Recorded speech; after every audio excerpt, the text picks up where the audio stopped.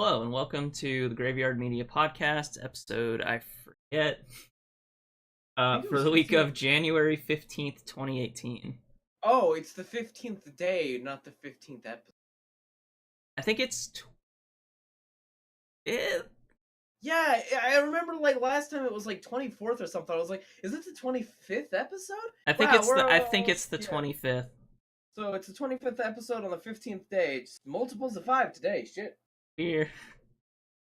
It's like drops on this. Yes, it is the 25th. Okay.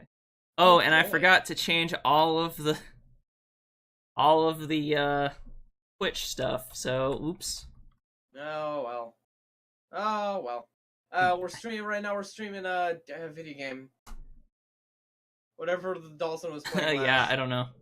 Well, Yeah. he didn't. Did he stream? I don't know if he streamed this morning. Oh, it says XCOM. Okay. Okay, so yeah, XCOM. So this is hi guys, welcome to episode 25 of our XCOM Let's Play. You might be wondering why the gameplay isn't there, but whatever. So yeah, shit. Should we just get started? Should we just Graveyard go Media into it? Podcast episode. We are very prepared today, as you Yeah, can today was tell. kind of a mess. And if you haven't noticed, Dalsson isn't here today. Yeah, But we, as we always, I'm your host, Saine Grey, and with me yeah, is Thel. yeah. We've had like it's I'm not gonna show up next week. Yay!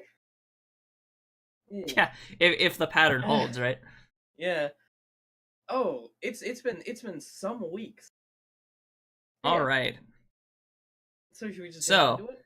yeah. So for the first hour or so, we're going to talk about games and movies we've checked out this week, and then head into uh, gaming and movie news. Yeah. We might try to keep it to a tight 2 hours again. We'll see what happens. I feel like because there's two of us, it shouldn't be that hard. Maybe. Yeah, I don't know. Yeah. We'll have to wait and see. I'll start this week because Dawson's not here. I can start.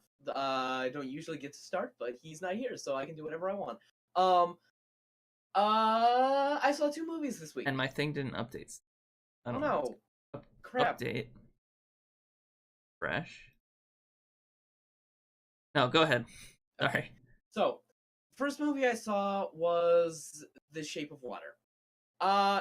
Now, before I start on this movie, I just want to explain. I don't think this movie is bad in any way, shape, or form. In fact, I think this movie is very good. It is a wonderful movie. It is beautiful, and I really, really, really like it. I didn't love it though, because there were a couple of problems. Shape of Water. Yeah, The Shape of Water. Uh, the biggest problem with this movie is just how it uses its time real estate. Um, I feel like the pacing was a little bit off because of this, and it's like I was looking at the thing and I looked. It's like this movie's apparently like 2 hours. It didn't feel like 2 hours. It moved by like this, which I feel like is definitely a note in its favor. Um, and maybe I just wanted more of it, but like it felt like it was paced really, really fast. And then, I sort of thought about it and I realized, like, the first time I felt this was like the second time that she went to go and see the monster. Like, she met up with the monster by giving it an egg. It was this whole cute scene. And the second time she goes in, she's like dancing with the mop, and the monster and her are making like googly eyes at each other. And it's like, this is like the second time you two have met. They do kind of montage through the character development quite a bit, This don't was they? actually right before the montage. Oh, okay. Uh, Well, Yeah, and yeah, they kind of do, and it was. I think by the time, if you're talking about the scene where she gives him something, that should be like the third time, right? The scene where she gives him something. No, the scene where she gives him an egg was like the first. Then she No, started because dancing with no, well, that's the first time they interact, but yeah, the they first see time each they other a interact. few times. Yeah, like she has seen him and is aware of his existence, but like the second time that they're interacting, they're both making fucking googly eyes at each other. Is what I'm saying. Uh, I thought they implied passage of time there, but I don't know. Yeah, and maybe they did, but it wasn't like it didn't feel like it was on screen passage of time. And maybe this is just because I really like my good slow build up. Give me that fucking uh what is it? When Harry Met Sally shit. Give him like 20 fucking years. Well, for me, I think that it kind of exacerbated the problem when they went into a montage. It really, Yeah, like, I yeah, thought that it yeah. kind of Yeah, that and yeah, that so. was kind of the thing with it. Because I mean, it's like if she was just like that immediately, sort of head over heels in love, and she was like a teenager, it's like okay, whatever. But this woman is like 40 years old, you know? Well, but I don't know, like in a way that she kind of has a unique connection to him in a different way Yeah. than, And then like, in a way I can see how. how she would be like have like a little bit of a spark. Yeah, Yeah. I can see that. But then again, like 10 minutes movie time, this man had just bitten someone's fingers off. Yeah, but that guy was an asshole. Who Oh cares? yeah, that guy was definitely an asshole. To be fair, yeah, I don't know. Yeah. Yeah. I the thing is, what I feel like this movie could have done, there were a lot of scenes about the girl's neighbor, and these weren't bad scenes. They were fine scenes. That sort of gave us a little bit of background, a little bit of knowledge about him. It didn't really go anywhere. We probably didn't need two scenes of him going into the pie shop. Mm. What we probably needed was just that moment where they were in the apartment and he's like, and they were talking about, it's like, wow, you must really like those pies. Yeah, I really do. He opens up his fridge and there's just like 15 I don't peanut know. pies in I there. thought that worked because the first scene sets it up and the second scene shows you why. Yeah. So I think that two scenes kind of made sense for that, and Oh, it no. Here's the established his thing. character. It's just like, there's all of that, and that doesn't really have any overall impact on the story. And then there's all the stuff with him doing his painting business and trying to get into this back into this company, and that doesn't really have any impact on the story. It just sort of goes away. Well, no, Um, it has impact on the story because it shows how he is sort of an outcast as well. It kind of yeah. explains Oh the yeah. relationship. So I Absolutely. thought that I That's didn't why think that it's that was there. that bad. But I almost feel like those could have been cut scenes.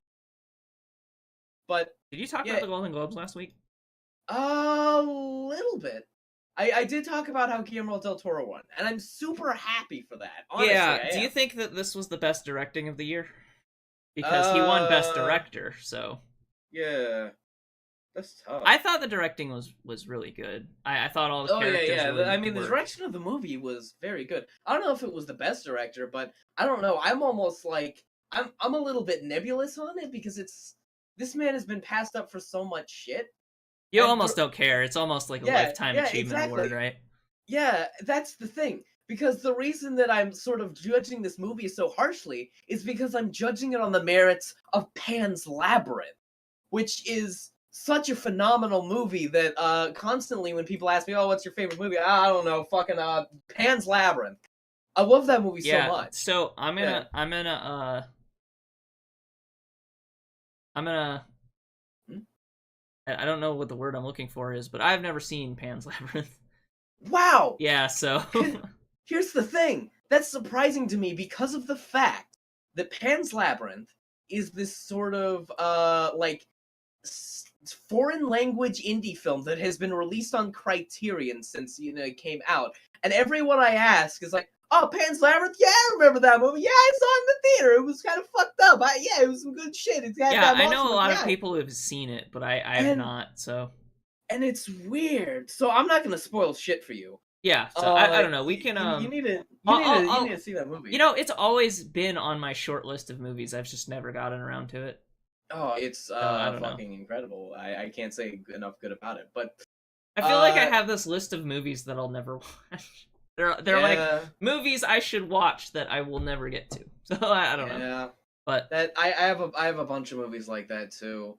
but Yeah. yeah, I'll try to watch that soon because I think that it would be a good reference point for Shape of Water maybe. Oh, it's the best reference point for Shape of Water because this movie mirrors Pan's Labyrinth more than any of Guillermo del Toro's other movies. Like any of them. I also liked Crimson Peak, but Oh I know yeah. that people didn't. I I've heard was mixed reviews yeah, Crimson Peak, but Crimson I Peak. really liked it. So I thought it was pretty good. I didn't have any problems with Crimson Peak. retrospectively, I think I might have liked that better, Shape of Mm. Water, but I don't know because It's been I a little didn't while, yeah. have I didn't know who Guillermo del Toro was at the time that I saw that. Mm. I mean, I And like did, but I didn't.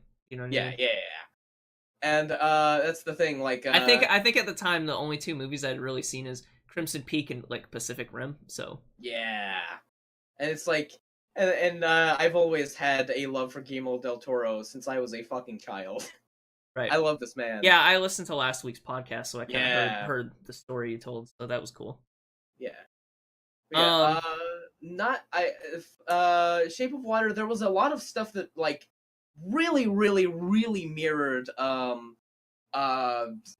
Pan's Labyrinth in The Shape of Water, specifically once it gets to the end. And I feel like at the end it really, really picks up. It gets that shit that I was expecting. I was like, oh, here we fucking go. And it kind of peters out a little bit once it gets at the very end, but not enough that I was like, whatever. It was a good movie. I It liked it a was lot. not a Yeah. perfect movie, but it was Well, a good movie. yeah. No, I feel like everything has the little complaints, Yeah. right? Well, here's the thing. The next movie I'm going to talk about, I don't really have any little. Because here's the thing though. I think there always has to be the bar for what is considered like a Really, 10, really good. right? Like Yeah. Breath of the Wild, I was thinking about this a lot around the Game of the Year stuff and how Yeah. when it was being reviewed, it was given a lot of tens, but a lot of people were giving it less than tens, Yeah. for various reasons. Um, and I get there were aspects of that game that were just divisive, so I can kind of Yeah. see it, right? But I think at a certain point you have to decide what counts as a 10, what counts as near perfect for that score, Yeah. right? And I think that in Breath of the Wild's case, like that to me counts as a 10 because while it has some things around the edges that maybe you don't like, I think that ultimately there's so much like good in that game that it Good kind of that hits it's that bar. more. Yeah. Yeah, I don't know if Shape of Water really hits the same bar, but I'm kind of saying at a Yeah. certain point you have to like, I don't Yeah. know, And on things my are like, scale, one of the things is because I like to use I like to use all the numbers on my scale. I would put Shape of Water at like an 8 or a 7, which still means it's pretty fucking incredible. well, that's the thing. Yeah. I don't like to even use numbers because there are Oh things yeah. that will be Yeah. minor complaints for some people that will completely destroy the game for other people.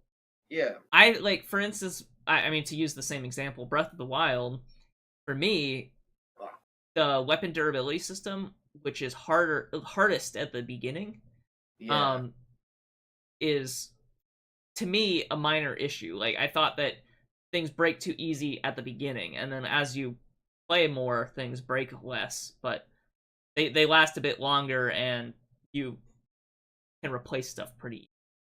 So, Yeah. but I think for other people that completely destroyed their opinion of that game. So, Yeah. I don't know.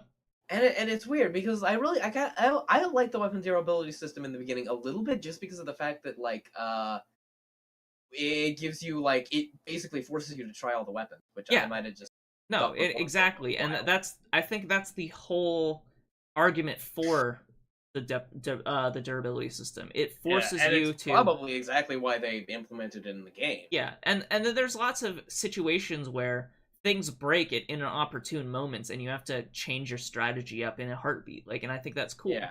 It creates a Yeah. lot of unique situations that if um things just lasted forever, you wouldn't get. I think that I wish that there was a way to repair items so that you could make them last longer if you Yeah. wanted. Like if you really wanted a specific weapon to last a while, you could go out of your way to repair it. But Yeah, I mean, or something like you get one of like each weapon. They have the exact same durability, but you have to go like back to town to repair them or right, find go some to a repair like specific place or yeah, something. Yeah, or even just to like a shrine to repair them. right. And like when you're in combat, you might run out of like that weapon because like Yeah, so that when it breaks, you don't just completely lose it. right. But I mean, I can kind of see the argument that they wouldn't want to do that. But I don't Yeah, know. Even the Master Sword like runs out of energy, which sucks. can be annoying. Yeah, It doesn't even. The worst thing about the Master Sword to me is like it doesn't even recharge when you're not using it. So if it's about to break and you stop using it, it doesn't recharge. You have to yeah. actually break it to make it recharge, which sucks. But that's whatever. Um. So yeah, That's The Shape of Water. What's your Yeah, next? yeah, that's the Shape of Water. The next movie I saw was The Killing of a Sacred Deer. I'm kind of sad that Dalsson isn't here because the thing is, I've talked to him a lot about Yorgos your Lanthimos. I don't know how to pronounce this Greek man's name. Yorgos's movies. I've talked a lot about Yorgos's movies to Dalsson just because of the fact that they have like always have these really interesting plots, which is why I always they're what drew me to them. The first movie that I saw, which I fucking liked him before The Lobster. Fuck all you guys. Dogtooth. Looked up the synopsis for Dogtooth after someone recommended it to me, and I was like, "What? Oh, this sounds like it's my shit." It's about a bunch of kids who are kept in their house by their parents and not allowed to leave. Their parents hire a bunch of people to keep like this facade going. They like teach their kids straight up misinformation. Like they tell their kids that certain words mean something completely different than what they actually mean. Like if they're not like words that they've heard before, they give them a completely different meaning. Um, they tell them that the world outside is horrible and that you'll be eaten by the horrible cats like your brother was. You don't remember him because what happened is he lost his dog tooth, the spiky tooth, and when those fall out, then you're ready to go out in the real world. And he did, but unfortunately, he died immediately. So you don't want to leave. You don't want to leave. Um, it was a really, really, really interesting, very, very slow Sounds moving fucked film up. about these kids' life, and it was great. Yeah, I have I not loved heard it. of. I have not heard of any of these movies you're talking about. The next movie that he came out, which this one's a little bit surprising, kind of blew him up because it was his first like English language film. Dogtooth helped him get this, and then this blew him up. Was The Lobster? It was a movie about a man who goes to a like a rehabilitation center for people who have not found spouses yet. You go to this That's some giver rehabilitation. shit. Uh-huh. Oh boy. Oh boy, don't worry. He goes to this rehabilitation center because if you don't find a spouse at a certain point, you're turned into an animal. Don't worry, you get to choose what animal you get to turn into. His brother turned into a dog, and he decided he was going to turn into a lobster if he didn't like find a spouse by like the 3-month period that the camp lasts. Um, it was a very very depressing movie with a very very sort of dark sense of humor, a very dry dark sense.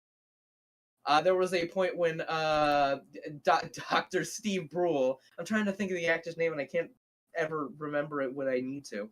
Uh, he was found masturbating in his room, so they put his hand in a toaster. And this sounds really really funny, but it was like this really really fucked up scene that was dragged on for a long time to sort of make you feel the fear that this guy was going through about getting his hand stuck in a toaster for fucking masturbating. There were points that were just straight up Okay. hilarious in that movie. Uh, the bit where they just that really stuck with me. Was this one line where it's like, these two have found each other, and if they have relationship problems, then well, we'll just give them a child. That usually fixes things. That Um, sounds like a horrible idea. yeah, exactly. Eventually he goes off to the Resistance, which believes that no one should have a relationship ever, and this leads to a bunch of different problems. And the big societal thing is you people have to have something in common, or else your relationship won't work. Well, It's society and forced relationships, and okay. it's So, yeah. Hmm? what is the killing of the sacred deer? Because you had I been was just talking getting around to it the whole that. time. So, the killing of the sacred deer. I don't even know if I want to like talk about the plot. I'll just read specifically the thing that I sent to Dalsson about this movie when I started watching it. It's up here, not too far. Oh, Did jeez. you want to just give Here it a is. quick synopsis? Yeah, and I will. So I'm watching a movie while rendering the Night in the Woods Let's Play, and here's an entire list of things that had happened so far, with leaving very little detail out. I got into 20 minutes through the movie. A surgeon man has brought a watch for a young boy that he performed surgery on, and and the young boy is interested in becoming a surgeon himself. Surgeon man says good night to his kids and then has sex with his wife. Surgeon Man the very next day hosts a conference with his wife, who also works in the hospital, and they spend most of their time attempting to renovate one of the wings. And Surgeon Man the very next day invites the kid who wanted to become a surgeon to meet his family. The kid agrees and they all get along very well. He bonds with the Surgeon Man's daughter over their mutual love for music, and they take a walk with each other. You'd think the tone of this movie would be frivolous and lighthearted. Every moment in this movie is incredibly painfully tense, and this goes through the whole thing, as though at any second, someone is going to break and begin killing people. The Huh. dialogue is so purposefully robotic in practice that it feels like everyone is hiding their hate for one another and is being forced to act according to some unknown laws to appease some unknown god. That if a single step is taken out of line, more pain will come to them than they can imagine. That, of course, wasn't the plot of the movie, but there was definitely some unspoken things that happened in like the first like half of the movie. That Uh, sounds weird. yeah, it's Yorgos's whole movies are weird. All of them, they've all been weird. This is my favorite one by him. Dogtooth, I really liked. The Lobster, on retrospection, I was a little bit like, I don't know if I like this more than Dogtooth, but I think about it and I'm like, yeah, I kind of did. This one I like more than both of them, hand over fist. I feel like Yorgos was trying to find his sort of weird center, where he sort of fit in with his weirdness to end his story, and I feel like this was the culmination of all the work he had done before. He did it. There was a little bit of humor here and there, specifically, like, it's the kind of humor that I feel like he's always been working. Like, humor that you don't think, ha, that's actually funny. Humor that you think, that's kind of fucked up. Should I be laughing at it? Dark humor, yeah. Yeah, not only just like dark humor, but like the tone of the movie sort of moves to imply that the thing that you are watching is dead fucking pan serious, that there's nothing funny about this, you motherfucker. But then you watch the thing happen on screen with like the horrible, It's kind of sad like screeching music. it's kind of Yeah. like when a video game makes you do something horrible, Yeah. but it's kind of fun. So Yeah. you're like, should I be enjoying doing this really horrible thing, or Yeah. but I'm kind of enjoying it. Does that make me a bad person? Like, is that kind Yeah. of that Or kind of like when thing? a legitimate when like a legitimate horror game, a really good horror game that you're just like you're playing Alien Isolation, and you're just like walking around shitting your pants scared, and then something bugs the fuck out, and it's just a little bit silly. Like the alien just walks up to you, just doesn't see you, just fucks off. It's like, Right. should I have laughed at that? Is that funny? Specifically, okay, I will give like the base. I'll give a basic plot. So Just the the thing is, setup. What's the setup for yeah, this? the setup. There is that kid that I mentioned previously. He did not do surgery on that kid. He did surgery on this kid's father. Unfortunately, the father died in surgery. So the kid sets up this hex, something like that. It's not like made super.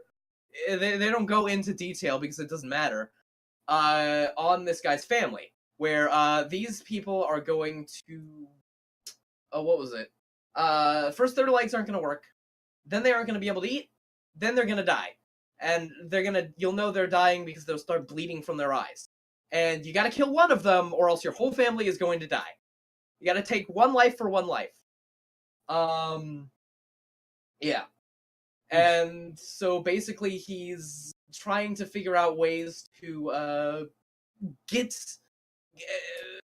get all of this worked out, trying to get the kid to stop the curse, if there's even a way to get the kid to stop the curse. Like, there's a point where he kidnaps the kid, and like throughout the whole thing, the daughter is like still in love with the kid. The daughter has like this really weird relationship. Everyone has this really weird relationship with everyone that seems so incredibly strange and incredibly just the whole movie is really weird in the way people talk to Right. like one of the things that's just casual dinner conversation. Oh yeah, my daughter started her period last. Yeah, really interesting. She's finally growing up. To the point where like when the boy first meets the daughter, one of the first things the daughter says to him is, "I started my period last." Yeah, and everyone talks. It's like he made everyone in this movie purposefully autistic. It's so kind of funky, Hmm. and I love it. Great. It's This is kind of an aside. I know this has like nothing to do with what we were talking about, but did you see The Breadwinner last year? The Breadwinner. It is an animation by the guy who made, or by Oh, the team that made Secret of Kells. Yeah. Well, actually, no. Okay. Here's the thing. I have not seen The Breadwinner. It is not actually a Tom Moore movie, but it was the same animation studio that did the Tom Moore movie. Tom Moore's next movie is going to be Wolfwalkers, which I've hyped up on the podcast before. But no, I haven't. I am excited to see it. I really, really want to because I do really like the studio. The reason I'm asking is because I was listening to another podcast specifically on animation, and they were saying good things about it. So. Oh yeah. And the weird thing was, they mentioned it, but totally didn't even mention your name. So I was like confused. But and maybe it's just Western animation. Talk about Bird Boy at all? I'm talking about Bird Boy every podcast. I gotta mention Bird Boy. Yeah, I want to watch that too. Yeah, I don't think you can watch it anywhere. Yeah. I don't think it's been released here yet. Cartoon Saloon is the studio. Yeah, Cartoon Saloon is right. Well, they're like the release studio and they also release The Breadwinner. Yeah, that's what Electric Maestro said in the comments. So yeah, Cartoon Saloon is that, and I am super excited. I want to see The Breadwinner. And I'm also, of course, super excited for Wolfwalkers. Yeah, that was totally just a random aside, but I don't know. Yeah, no, I didn't. And that's another movie that I should have mentioned I didn't see. There were so many. Man, it was yeah. such a good year for video games last year, but it was also a really good movie for year for movies. So it was a real good for all kinds of movie. There was so much. There was so much wall to wall content this last year that I can't even remember stuff that happened in January and February. Well, yeah, I forget that certain games and movies came out this year. Like, for instance, I was surprised to remember that Get Out came out this year. I totally didn't even think about it. Yeah, and I remember we were talking about, Logan was one of my favorite movies. That one came out this year. That didn't come out last year. That felt like it came out like a year and a half ago. I don't know. It's been a really long year. Like, looking at this year, I feel like we started a good time to start up this podcast because, like, we started up last year. There wasn't fucking much that happened last year. Last year had, like, some good games spaced out throughout it and some good movies spaced out throughout it. But mostly, especially in the summer rush, all the movies and games were... Yeah, the games was like every month there was a new game. There was often 2 new games that came out that year that were like, oh man, this is like 100+ hour games. How we're gonna play all of this? Yeah. Well, but yeah. Any more movies? We did good. That was all the movies I saw. Okay, let me go into movies too, and then we'll rack around for games. Okay. So, I saw the new Insidious. Oh, all right. The 5 Keys. Sid. I don't know how to spell it. Insidious. Yeah. It was okay. Okay. I don't know. There's not much to say about it. I just thought I would say I saw it. It was a movie that they we need something to release. They put something out this year. They connected it to Poltergeist. Huh. The remake of Poltergeist. I don't know if that was always a thing, but apparently apparently the main character in this Insidious movie was related to, or was a character who came into Poltergeist. But I think Poltergeist is the only one I've seen out of any of these connected movies, so I don't know. It was alright. Weird. Are they trying to make like a horror movie cinematic universe, or like what? I think so. And I think a couple of series have been doing that, but less so in a cinematic universe kind of a way, but more so in like these are all kind of side sequels to each other, which I think horror movies does a lot. Yeah, and maybe they don't want to say it's like a cinematic universe because that implies that like at no point that like there's no like reoccurring characters. They're like sort of this other than like the Ed and Lorraine Warren movies. With but those are like Ed and Lorraine Warren are like real people. Yeah, those are based on real people, so it makes sense to connect a bunch of stories with them. But although they did Annabelle Creation, which was not really based on anything, but you know. Yeah. There were like 3 Annabelle movies, 2 of which weren't based on the Ed and Lorraine Lauren thing. I think. I could be completely wrong. Annabelle was was an actual doll that they had. Yeah, yeah, yeah. Oh, yeah, yeah, yeah, yeah. But they it don't was really like know where it came from, so they made up a story about where it could have come from. Yeah, yeah. So the last Annabelle movie was actually really interesting to me because, at the end of the movie, and this is like, it's a spoiler for Annabelle. Does anyone really care? No. So at the end of Annabelle Creation, they set up that the beginning of how Annabelle the doll shows up, but it's funny because they had it set up so that the old doll was burned and it was actually a Raggedy Ann doll, and that's funny because in the movies they always had this weird puppet doll, but the real Annabelle doll was always a Raggedy Ann doll. So the fact that they had the other one or the new doll be a Raggedy Ann doll was like really interesting. Well, I mean, a weird full circle sort of thing. Yeah. Okay. Weird. Yeah. Yeah. I'm so Electric Master says Wes Anderson's coming out with Isle of Dogs. I'm interested. Yeah, which is another animated movie. I'm also super interested. Yes. Yeah, I'm pretty interested in seeing that too. Wes Anderson's last animated movie was great. What was his last one? Was the last Fantastic Mr. Fox. Okay, so that was his last animated movie. Right. His last movie was Budapest Hotel. Okay. Yeah. Yeah. Fantastic Mr. Fox is another movie that's been on my short list of movies to see that I've come close to seeing multiple times, but just never had the time. So I don't know. So I also saw Darkest Hour. This was like 2 weeks ago, but I haven't because we took that week off and then I wasn't on the last podcast. We haven't been able to talk about it until now. Yeah. But Darkest Hour was a movie based on the period of time in which Winston Churchill becomes the Prime Minister of the United Kingdom, but before Dunkirk. Yeah. So it's like this chunk of time right between those two events. And it's just about how he deals with the press and how he is making decisions about what to do in terms of fighting Hitler in World War II. Yeah.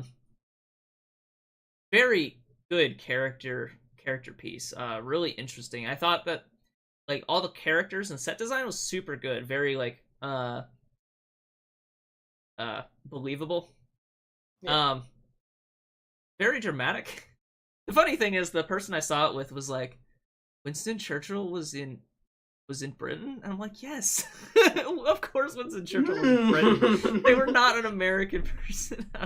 But yeah, no, I know. But yeah, that honestly raises more questions than it leaves answers. What did they think that they did in America? I don't know. See, I think they knew so little about Winston Churchill. They thought that Winston Churchill was an American diplomat or something. I don't know. They knew that Winston Churchill was an important historical figure, but not that. But they thought they were an American historical figure, not a British one. And I can kind of see if you don't really know that much about history, I guess. Yeah. If you've lived in America, you probably hear like World War II man help fight World War II. Winston Churchill, American? Yes.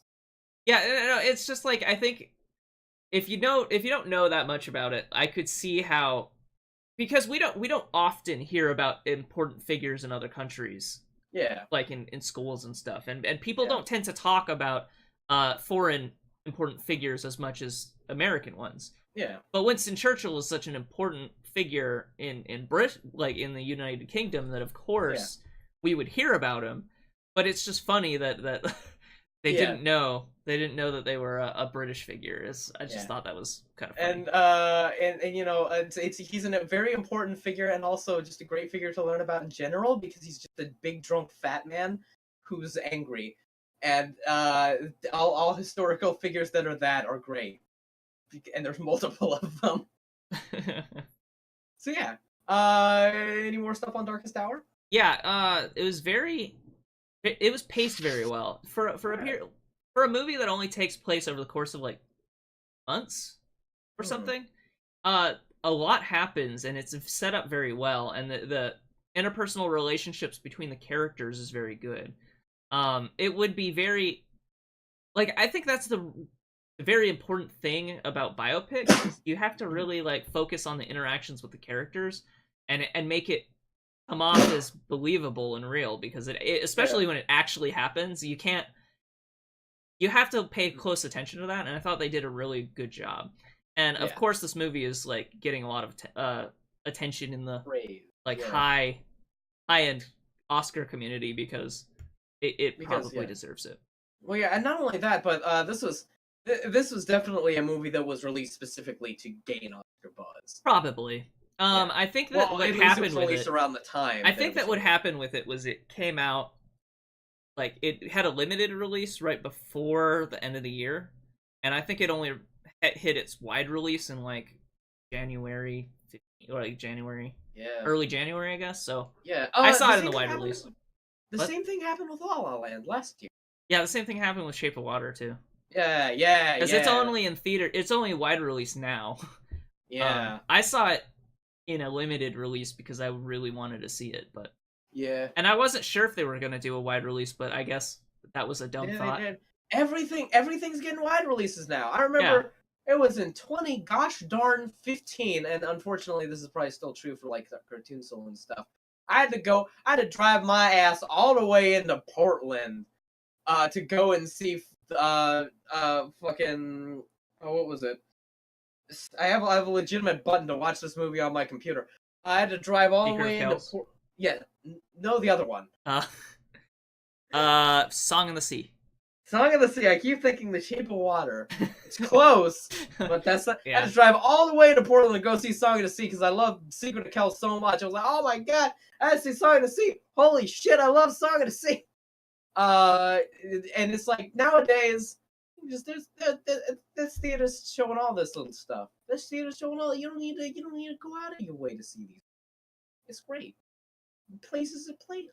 I love it. I'm happy about it. Thank you, A24. Thank you. Yeah. I'm gonna change servers real quick. Okay, we're good. Yeah, I was getting a little bit of roboting, so I fixed that on my end. It's that picture with that picture with Gordon Ramsay. Go to see a movie that's been produced by A24. Just delicious. Finally, a good fucking movie. Great. I don't know. Darkest Hour, I would definitely recommend. Thumbs up if you definitely like historical period pieces. Yeah. And everyone and intense character drama. Yeah. Oh, excuse me. Everyone has been saying, all right, go to the theater, watch this movie, then go home immediately watch Dunkirk. It's great. It feels like you could double feature that with Dunkirk and it would make perfect sense because it ends right as Dunkirk is about to happen. So that's kind of neat. And then it's kind of funny like when they do that whole like subtitle at the end. It's like this happened 15 years later and this like they say what happened to all the people involved. It was something like it was gonna be another like 16 months before the United States came. At the end of the movie, so that was like, man, that's sobering. Wow. Yeah, that's right. We were really like we were on the fence about that. That Great Depression kind of fucked us up after World War One. We were like, I don't want to do that shit. Another World War? Fuck that. Then we came and it was fine. Yeah, then we did World War II and the United States got rich. Oops. And then we just like fucking blew up during and after World War II because just take all your goddamn steel in your house and we're gonna recycle it and make the bombs fly.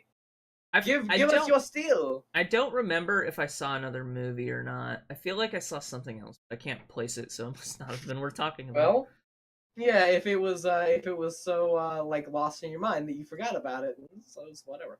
Yeah. Let's do games. What games have you played? I haven't played one. So, okay. Like I said, it's been a while, since I've been on the podcast, but, I want to first talk about Legend of Zelda: A Link Between Worlds. Yeah. That's a game you played the hell out of. Yeah. So after the more I had been thinking about Breath of the Wild, the more I wanted to go back and play other Zelda games because it's not that I'm like burnt out on Breath of the Wild, but I played a ton of it, and it feels like any time that I would want to let me just fix this. Okay. Every time I think about like wanting to go back and play a Switch game, I'm like, I kind of want to play Breath of the Wild, but I probably should play Mario because I haven't finished Mario yet. Yeah. Let me close my door. But then one of the things, well, yeah, not only that, but you always want to play Breath of the Wild, but you were on like a really big Zelda kick because of Breath of the Wild, Right. and then like yeah, So because I've been on a Breath of the Wild or not a Zelda kick, Zelda kick, yeah, it made me go back and try a bunch of especially handheld ones because I've always personally preferred the handheld Zeldas because Breath of the Wild and the reason why I liked Breath of the Wild so much is because it captured a lot of what I liked about those games. It was just like an open area. You could go wherever you wanted in the like map, as long as you and then like as you would go, you would gain more tools to go to new areas and stuff. Um, Breath of the Wild pulled back on like needing tools to go to different areas, but it was very much like go wherever you want, do whatever you want. Um, so I went back and played A Link Between Worlds, and when I first got this game, I kind of bounced off of it pretty quick. I didn't really put a lot of time into it because the way that the weapon rental system in that game kind of turned me off a little bit because, again, comparing it to something like a Link to the Past, um, it felt you felt like you were accomplishing something when you uh found a new item and it let you progress to a new chunk of the map. Whereas this game, it was like, man, they just give you everything and like whatever. But having played Breath of the Wild, it kind of changed my tune on that a little bit more. So I went back and played it, and man, I should have known that. it just picks up. Yeah, just like a Link to the Past, which if you don't know, A Link Between Worlds is like a pseudo remake of it, but also a sequel. Um, A Link Between Worlds picks up right as you hit like the low rule part, which is exactly where a Link to the Past picks up right when you get to the Dark World. So it's like A Link to the Past, one of my favorite Zelda games, but and arguably one of the best Zelda games. Oh yeah, A lot of people will put it either one or two. Um, that game, like the first set of dungeons you basically do like I think four or five dungeons before you get to the Dark World, and all of those dungeons are super easy. So it's like not very challenging. It's kind of like whatever. They're kind of short, a lot of the dungeons. So I went through all of those dungeons, and then I was like, oh, it's okay. And then when you get to the Dark World, you suddenly get harder versions of all of those dungeons you played, and that's where it really gets good. Um, a Link Between Worlds has 3 easy dungeons at the beginning, and then once you get those pieces, it lets you get the Master Sword, which lets you go to the castle, which lets you eventually go to Rule proper and do all of the main dungeons. Um, Man, it is so this to put it into perspective. As soon as actually, when I sat down to start playing it, I did um 8 dungeons in one sitting. I played for like 8 or 9 hours and did basically all of the dungeons of the game. I have one left that no, I think I finished. I think I finished the last dungeon, but now I have to do Hyrule Castle, the last chunk. Yeah. Man, that I really love that game. Yeah. Like you came back like after like an absence and just were like, so yeah, I spent literally all yesterday like 12 hours playing Link Between Worlds. It was so good. Yeah. Some of the dungeons are now like my favorite dungeons in Zelda games, like period. Yeah. Which is just funny because I was so like lukewarm on this game when I first started it, but having gone back into it, I was like, oh my god, there are so many great dungeons. Uh, It just picked right the fuck it up. really like just completely transformed. Mm, My that's cat is good. knocking at the door. Oh well. Yeah. Yeah, my cat is. Uh, I am. I am. I am. I don't know. Like I have this really weird thing about Zelda games. Like I always started. I started Zelda with the first Zelda. That was like the first Zelda one. Zelda game I ever played, and then like the next Zelda I played was Ocarina of Time. So I've always like bounced back and forth between like the 2D and the 3D because I love them both for like completely different reasons. Right, because they're basically different Um, games. yeah. They're like very different games, and I would say the Breath of the Wild is an even differenter game, Well, no, which I because I also kind of think love. Breath of the Wild is a 3D interpretation of what a 2D Zelda is. And I think Maybe. that's why some people were turned off to it. Yeah, a very like a minority of people, of course, Yeah, but yeah, yeah. yeah, a group of There were people were some turned people. off to it because they wanted it to These be guys Ocarina of over Time. here didn't like it. Yeah, Yeah. yeah, So if you ended up liking, you know, Ocarina of Time and Twilight Princess and Skyward Sword, then Breath of the Wild was not that. So yeah, I don't know. I also picked up Ocarina of Time because, like, admittedly, I have not played Ocarina of Time, so I picked up yeah, Ocarina of Time and I'm gonna play that next, I think. But yeah, man, I am like really in a Zelda kick right now. So yeah. So, yeah, you know um, what? And I've had those. I've had like big kicks where I just play like a shit ton of like CRPGs. mhm, Like most recently was when I picked up what was it? It was Divinity, the first I do one. that. Divinity Original Sin, and then instead of playing Divinity, I ended up just playing Wasteland 2 a lot. I do stuff like that too. I picked for Yeah. a while. I was on a kick, and the funny thing about CRPGs is if you bounce between them, you get nothing done in any of them. Yeah. Um, for a while, I was bouncing between a Shadowrun game. I think it was Dragonfall, the second one. I was bouncing between that and Pillars of Eternity, and one more, but I don't even remember what it was. So I was like bouncing all over the place, getting nothing done in anything. So, Yeah. and then eventually I was just like, okay, I've had enough CRPGs. I didn't progress at all in any of these, but whatever. I'm happy. Yeah. So, Yeah. uh, so this other game I just picked up last night. Well, I picked it up the day before, but I only played it last night. It's called Slay the Spire.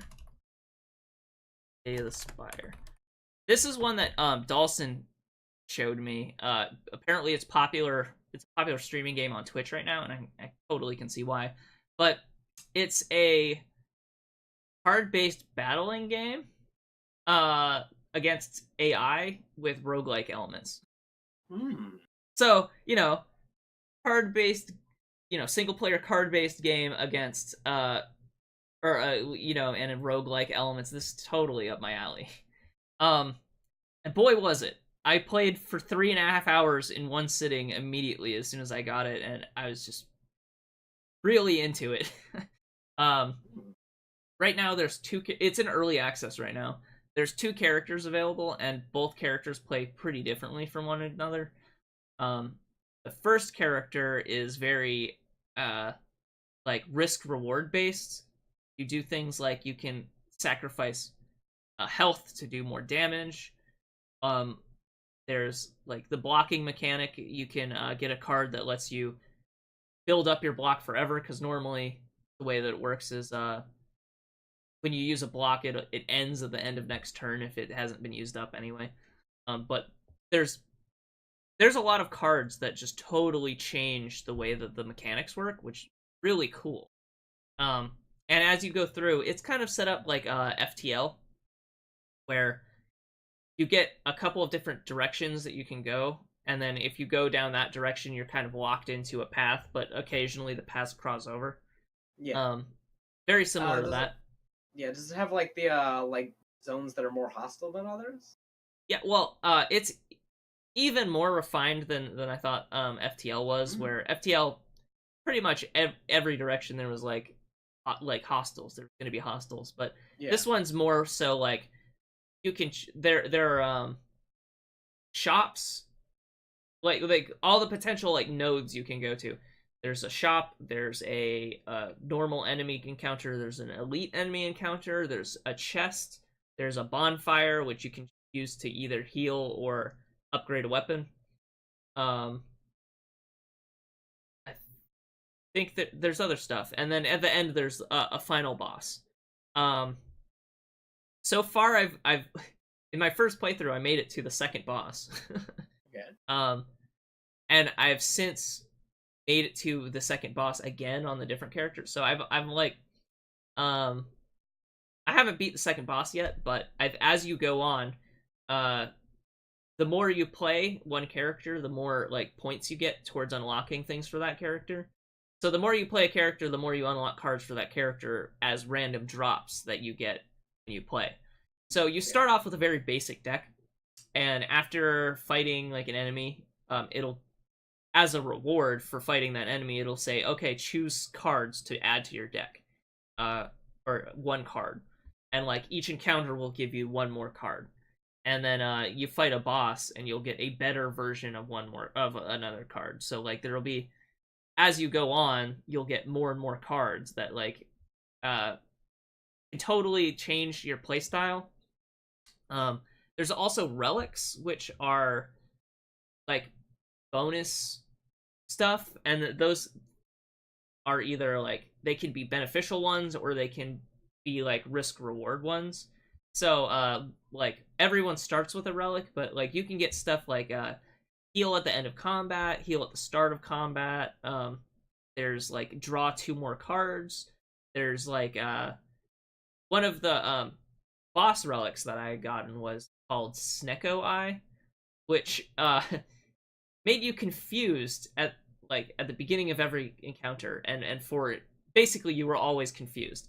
And what confusion does in that game is it randomizes the cost value of each card, which makes it a lot harder to plan strategies, but it makes situations happen where a card that costs three energy to play can cost zero, and something that costs zero to play might cost three to play. So like it kind of ratchets up the randomization in that game. So it's like and you get two extra cards like when you draw. So what was happening is I had the character who starts with gain two extra cards um when you draw a hand every turn. And then Snecko Eye adds two more cards, but you also randomize all the point values. So what was happening was I would get like normally you get like five cards. I was getting like eight or like nine. But all of them would be random. So I would be like, okay, use this and this, which would do which cost zero, but I would use all of those, and then I would have to decide, okay, which of these ones that actually cost energy do I want to use? And then there's some relics that increase your energy, so you can play more cards in one turn. And then there's like other things that are like cursed relics. Um, and some of these are like risk rewards kind of things. Like sometimes it'll be like, do you like? There's a chance you'll get a relic. There's like a 25% chance you'll get a relic. There's a 25% you'll get cursed. Do you want to take that risk? So, like, if you click yes, it's like, okay, you didn't get the relic and you didn't get the curse. Now there's a higher chance of each of those. Do you want to take that risk? And it's like, then you could get the relic and then also get cursed. And curses, there are like negative, like essentially negative relics you can get. There's card, like they'll put crappy cards in your hand. So there'll be things like, or they'll add crappy cards to your deck. So it could be something like wound is something that doesn't do a negative effect, but it's like this is a card that you can't play. Literally a card you cannot play. So if you when you draw a hand, if you get too many of You these just have like cards, one less then you card. have essentially one less card. There's other ones that are like burn, which is like not only can you not play it, but if it's in your hand at the end of a round, it'll do 2 damage to you. So what you can kind of do is use cards that let you discard cards from your hand, which normally that would be a bad thing, but if you have negative status effect cards in your hand, then that's a good thing, because then you could get rid of cards that would hurt you. Like, there's a lot of just... What I love about card games is there's a random element to it. You have to choose what to do with what you have. And I like that it has both ways that you can reduce the randomness. Like, there's cards that let you draw more cards and then discard cards. There's cards that let you put cards on top of your draw pile. But there's also cards that are like, you literally don't know the point values of the cards you're playing. A lot of the cards are references to other games.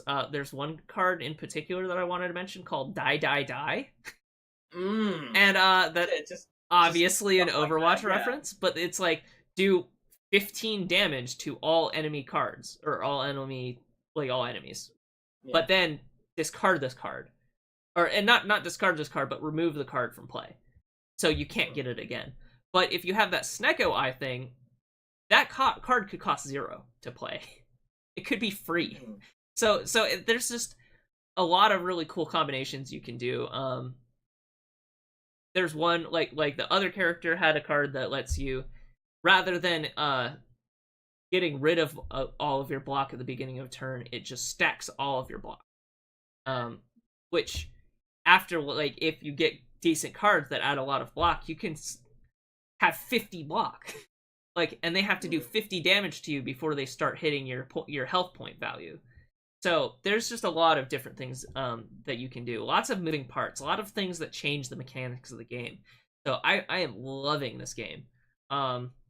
It's in early access right now, but it seems like it's feature complete. They're just adding more content at this point. Yeah, I totally I totally recommend picking it up. It runs fine. It's not, doesn't have any of the like buggy issues. It's all just waiting on new content and waiting on balance changes. Those are like the two things that they're working on right now. And they're adding another character. And that's like the best kind of early access. Right. It's like, alright, it's basically done. It's gonna add more shit. Yeah, it's like right now all we're doing is adding more stuff to it, because especially with games that have a lot of randomness, a lot of it has to do with changing up, like, working on balance, because when you have a large pool of players, you can fix balance, but also finding out what people want, like what additional content people want. So I think this is like the perfect kind of early access that lets you really get a feel for what you want to do. I think it's $16 on Steam right now. I totally recommend it. I feel like it's totally worth that price. Yeah. No, it is amazing. One of the best early access games I've played in a long time. Probably since Dead Cells. Ooh. But Dead Cells was definitely like had issues. Yeah. Like, it was a little buggy in places and stuff. Yeah, Dead Cells was I feel like Dead Cells was earlier in early access. Yeah, for sure. So Appledan dropped out, so I'm adjusting the thing. Yeah. Yeah. No, but yeah, I definitely recommend Slay the Spire. It is worth the price of admission for sure. Cool. Anything you've been playing this week, though? Not really. I haven't actually been playing much. I played a little bit more of Streets of Rogue. And like Roblox, and I think that was it. Oh, nothing else to add about Streets of Rogue? I typed Streets of Rogue, so yeah, it's still pretty much the exact same thing that it was last time. It's still a lot of fun. So Streets of Rogue is also in early access. Yeah. And that game is not complete yet. Yeah. But it is so much fun already for what it is, and right now it is it is definitely in an earlier state. It's kind of buggy, Yeah. in places. Uh, Yeah. they're like definitely adding more content. They're adding more characters. They're adding more levels. Not all of the levels are in the game yet, Yeah. but Streets of Rogue is also like probably my favorite early access game last year because Yeah. I just the core gameplay is so much fun to me that Yeah. I really love it. It's kind of so just quickly on Streets of Rogue. It's sort of like an immersive sim, like in the vein of something like Deus Ex in terms of Yeah. there are a lot of things that do things, and it's kind of up to you how you get from point A to point B. They give you Yeah. a very loose objective each level. And they just say, "Have fun, Yeah, they're man." like, do this thing. How you do it is up to you. Yeah. There's lots of characters that change the mechanics, and there's lots of items that you can get, and that sort of thing. So Streets of Rogue is really fun. Yeah. Um, Yeah, it's like that, but imagine with the gameplay of Hotline Miami. right. That quick action, top down, shooting, beating people with baseball bats, that stuff.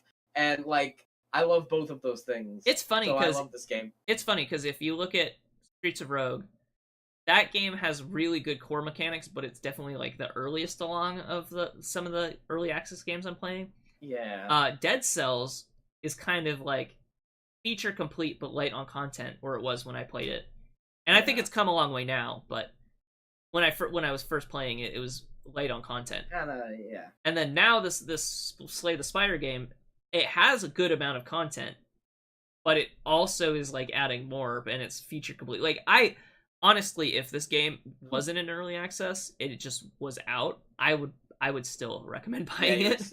you would still have been like, all It's right, as it complete. is now. It's complete enough, I think, Yeah. but to warrant cost of admission. Yeah. But the fact that it is an early access and they're planning on adding stuff is makes it even better. Graphics or the actual art design for Slay the Spire. Now that I'm thinking about it, kind of Flash puppet-y. Like I don't know, it's not the prettiest looking game. Like I don't think the art style is gonna win anyone over. Kind of like, and I know that the more people play this game, the more you might argue with it. But a lot of people initially criticized Hollow Knight for being kind of looking like a Newgrounds game in terms of how it was drawn and how it looks. But I think the more that you play, like the more you get, the further you get in that game, the less that seems the case. Yeah. But I could see the comparison. But and here's the thing. One of the reasons that Hollow Knight does look like a Newgrounds game is because, like I talked about in the video, Yeah, it's straight up. It more or less. the art Their was first It was game. Newgrounds-esque, right? In the Yeah, same art, way, yeah. same way that like Binding of Isaac was like the art was Yeah, it's got Newgrounds-esque. that Egg McMullen thing, the alien hominid sort of deal. Alien Hominid, Castle Crashers. Like I don't know, there's something about that sort of art style that kind of lended itself to being useful on Newgrounds, and as a result, Mostly because of a lot of people who played like a lot of the games on Newgrounds, specifically Ed McMullen and like all that whole company that came out of that. they created an art style. Yeah, it created an art style. So yeah, and yeah, the Hollow Knight was definitely sort of trying to ape off that art style with their original game. And the thing is, it was like the an interview or something with them that they said, I liked the character design of the Hungry Knight so much that I just wanted to sort of go in and explore more about the world that this little guy lives in. And he did it. Yeah. Good job. So, Good job, Hollow Knight. Yeah, so I don't know, like it doesn't have the same like big head, Yeah. kind Little of body. Yeah, little body sort of thing, but it does look very flat in terms of like how it's drawn. It looks like pieces of paper on top of other pieces of paper. I don't know. But I think it looks good for what it is, and I like it, and the gameplay is so fun. Good enough that it's So yeah. I think that's about it. Cause I don't really have any other games. Streets of Rogue was it. Yeah. I'm trying to think. Did I? I don't want to launch Steam and see. Oh. But... Oh, I did play something else, but I don't want to get into it now because there's some news about it that I want to talk about. Because and it's not even Why it's not don't even like the why don't you talk about it and then we'll transition into news? okie dokie. Well, I think maybe we should take a break before news, but I will talk about it. I will use this as a transition. I didn't play very much. I only just like basically launched up the game and went into one of the rooms again. But I played a tiny bit more of Yume Nikki. I played the hell out of this game. Yume Nikki? Really? You haven't No idea like what. you? Okay, so I don't know how to spell that. Is it Japanese? Yes. UMI Yeah, I got it. NIKKI. Oh, it's Yuminiki or Yume? Yeah, Yume Nikki. Sorry. No wait, no. No wait, no. Yume. It has the E at the end. I'm sorry. It's. I wasn't looking at the thing. I'm a dumb idiot who wasn't looking at the thing. Yume Nikki is a game that is described on Steam. If you look on all of the Steam things, it'll be just this is a cult classic and definitely deserves it. You in the Hollow Knight video, I mentioned something. The one of the ways that I really like about Hollow Knight is the way that it tells its story. The way Hollow Knight tells its story is you play as a character, you go through the world and learn more about the world through the world. And Yume Nikki is probably the most of that I've ever seen. It does not just give you a story. Oh, which, I see why I would be turned off to this because it looks very oh, it was absolutely made in RPG Maker. Yeah, and it is made in RPG. It was. Here's the thing. It was like the first game that made RPG Maker look like it could be actually a thing that makes games. It is very much an RPG Maker game. Entirely made in RPG Maker. It was like 10 years ago or something. Just breaks the crap out of my overlay, so I'm just gonna go back. Yeah. Okay, there we go. I shouldn't have even tried.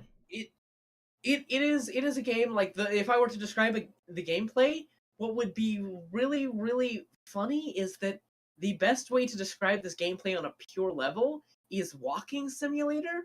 But this is sort of why I agree with you that we shouldn't call what we call walking simulators. We should call them interactive stories. Or narrative focused games. Yeah, or narrative focused games or something like that. Because Yume Nikki is the antithesis of a walking simulator, even though basically all you do in this game is walk around. Yeah, and that's kind of why we got in that argument, because it's like, walking simulator kind of just, people blanket it on anything that's narratively focused, no matter what it like is actual in the game. Like even games that have gameplay in it, they still call it a walking simulator. Like Until Dawn is a good example of a game that is very like about the narrative and has quick time events and stuff. So it has gameplay in it, obviously, but it's still essentially a walking simulator, right? Because the gameplay isn't even the focus. So, and this is the thing, where walking simulators like Dear Esther or Gone Home, you walk through it, you get the story. It gives you the story. That is not this game at all. This game is, I can describe the entire game to you in like a couple seconds. What you do is you play as this girl called Madatsuki. She can go out into her balcony, but refuses to go downstairs or outside of her room. She has a diary, and she can watch TV and play video games. And then when she goes to sleep, she can go into that door outside of her house. There's a room filled with doors, and each of these doors, there is a big world to explore. He's a hikikomori, then. Basically, a little bit. Again, it's really nebulous. We don't know why. We don't know why she stays in her room. But we do know that when she goes into a dream, she goes into all these crazy worlds. They got a bunch of crazy characters, which I don't think there's like a line of dialogue in this game. You explore the worlds. You find these power-ups which can do things. Like there's this one that just turns her into a bunch of little Metatsukis. Some of them are completely useless, and some of them are incredibly useful. So would it be better? Would it be better explained as a narrative puzzle game? No, it's not a puzzle. It's not game? It's almost not even. How is something useful? Okay, Some things are useful, but in the same way that like a power up in a Metroidvania is sort of. Some things can help you get from place to place. Some things can Right. make getting from place to place a lot easier, and some things can just affect the world in a very. So I would way. argue that that's kind of a puzzle game if your progress is blocked by not having it. Your progress isn't blocked; it just helps you. Okay, well, yeah, Yeah. I don't know. I don't know. It's a very difficult to describe game because, and again, some of them don't do anything. Like, there's the Snow Maiden. You turn it on and it makes the world snow, and that's all it does, and that's it. One that turns you into a bunch of little Matsukis. That's all it does. And then there's like the knife that can just have this incredible effect on everything that you do. You get all of these power ups, you put them in the door room, and then you watch the ending, and that's the whole game. That's it. Uh, that is like the basic of the. There are a bunch of events that you can activate. A bunch of different, like, sometimes doors won't lead to the same place. Sometimes they will. It's the game is an adventure. You walk through this beautiful world, and it's stunning. And it's the same thing I said about Killing of the Sacred Deer, in that the tone of the game, if Hollow Knight, which is a really atmospheric game, sort of like submerges you in the bathtub of its atmosphere, this game just tosses you into a fucking ocean. This game is pure atmosphere. The question. Hmm? This is a very RPG Maker centered question. Okay. Is it displayed at like 640 by 480 or whatever? What that tiny resolution? You can full screen it, but yeah, mostly it is. It's a Like really that. old RPG Maker. That's why I game, too. really wish people would not use RPG Maker anymore. Yeah. Just make the same again, thing this in is- like Unity or something, please. Yeah. This was before Unity. Like, No, but way people before. still do it. Oh, That's yeah, the yeah, thing. people still do it, and that's, yeah. I wish they would just stop. Yeah. Or I wish that RPG Maker would have a player that actually played it in a modern resolution, because I hate that it's like tiny like that. Yeah. But yeah, Yeah. I don't know. This is a game that is and yeah, it is in that. Because I play with dual And, monitors, and it screws up my monitors when Oh, I well, full the thing screen is, a tiny game a lot of times. not in this one. This one has been. This one doesn't actually screw up your monitors, which I'm pretty sure it didn't screw up your monitors. No, it screws the up your original alternate monitors while. Oh yeah, it's yeah, in I know full exactly screen. what you're saying. Yeah, like, I the same can't thing- tab out and then do stuff and then tab back in, which is annoying. But you can now with Yume. I don't know if it was like that originally. 'Cause I remember I did make it full screen, and I remember that being a little bit annoying, so I just well, kept no, because when you mode. So tab out of it, it minimizes it in a way that I don't know. It for me, what I usually do to deal with it is I alt enter stuff, right. which will switches it from full screen to windowed, which is just kind of how I deal with it. But I hate it. I would play more RPG Maker games if they were in a modern resolution, like straight up. So Yeah. I don't know. But yeah. Anyway, do we want to go to a break before we get into the news? We got a little bit to talk about. Yeah, okay. We'll go into a break, and then I'll talk more about Yume Nikki, because, believe it or not, there's Yume Nikki news, which is fucking insane. What, like, how long do you want to go? What time is it? Like 5 Probably minutes? go like 10 minutes. Yeah, 5-10 minutes, something like that. I don't want to spend all day. Let's do 10 minutes. 10 minutes, okay. 10 minutes? Okay. Time is it? So 5:27. How about that? Okay, see you guys at 5:27.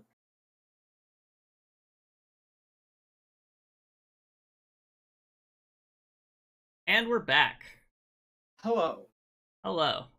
So let's go into news. News. So what about you, Maniki, is in news? Okay. What about... This is like the big gaming news that happened. So, first thing that happened... I don't think it's that big of gaming. Steam released Yume Nikki. Yume Nikki finally got onto Steam. Now, Yume Nikki was released before Steam was even a big thing. It's an old ass game. Free, by the way. For any of those completely interested. free. It's always been free. This, of course, was, a little bit weird. We were wondering what the hell happened, because the guy who created Yume Nikki didn't get to 1.0 before, he just dropped off the face of the earth forever. Basically the only continuation of the game were like a bunch of fan games. But then suddenly it got put on Steam. It got actually patched. Some of the bugs got fixed. It got a little Katakawa thing, which you might, if you've been following some anime news, you might remember Katakawa for the people who killed fucking Kimono Friends. But they are apparently making some sort of new Yume Nikki product, an official Yume Nikki product. They did it, I think, and we don't know what the fuck it is yet. So this is gonna be, we're probably gonna be talking about it next month because there's a goddamn countdown for the reveal of this shit. Maybe they'll actually make a new one in a actually good engine. Oh yeah, no, they're probably not going to be using fucking I'll probably use RPG Unity, Maker, but yeah, either something Unity like that, or but Game yeah. Maker. Those are probably the two Yeah. likely candidates. This is incredibly exciting. Like, I cannot overstate my love for Yume Nikki. It is a fantastic game. It uses the medium of video games to its absolute, I feel, fullest potential. It uses the gameplay is everything. And there's not even much gameplay in it, but it's everything. It tells a story through gameplay rather than having a story it hardly and even gameplay, tells right? a story. That's the thing. It's not narrative based. You just walk around these worlds, and then like the closest thing to a story you get is like the ending cutscene, and that doesn't explain anything that's going on. It's all up to your interpretation. It's beautiful. It is a wonderful game.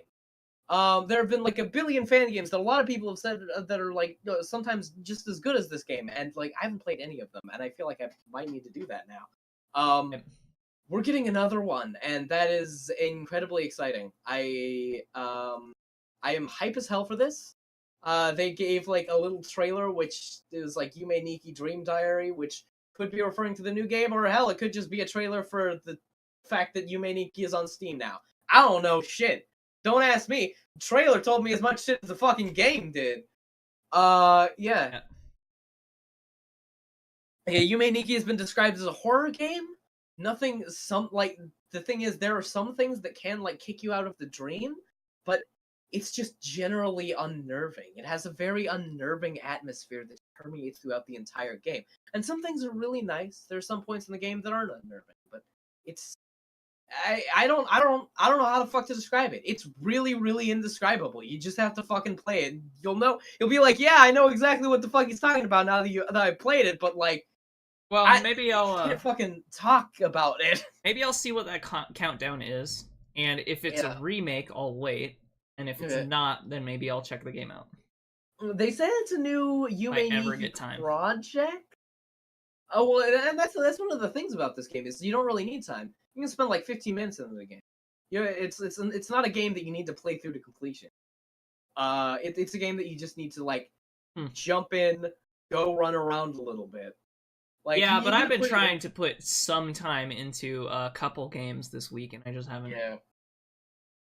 Man, trying to work a full-time job is hard. Anyway. Yeah. In 9 days, that thing will be released. So it's like fucking 2 weeks. They're gonna have to sit here and wait for whatever Yume Nikki is gonna be. We don't know. But gosh darn, am I excited! I cannot wait. I love me some Yume Nikki. Love the fact that they're making there's something that's happening with Yume Nikki after like 10 goddamn years of sitting on our asses twiddling our thumbs, just being like, oh yeah, Yume Nikki is a really good game, and just playing other games is fucking back, and with a vengeance. Apparently, they fixed bugs in this fucking game. I don't know if you guys understand how much of a fucking big deal this is. Yeah, I don't think anybody understands, or I think that you are inflating the amount of news this is, but you know that's okay. I mean, again, like the Yume Nikki's fans are going ape shit over this. This is some shit. Yume Nikki is great. Okay, go play Yume Nikki now. Fucking, there's no reason not to. No, after the podcast. Yeah. Okay, so the next thing is Nintendo put out a mini direct this week. Oh yeah. So I'm just gonna go down through these releases and kind of talk about them a little bit. The World Ends With You remixed on Switch. Have you played The World Ends With You? I have not. but I It have is, heard nothing but good things. yeah, it is a incredibly good 3DS game. Yeah. I'm actually a little surprised that they're porting it to Switch. I don't know how they would do that, but I guess it's been ported to like iPad and stuff, so I don't know. Potentially. So this game, you played two characters at once. Yeah. With the D-pad, you would play one. You would control one character, and with the touchpad, you would control the other.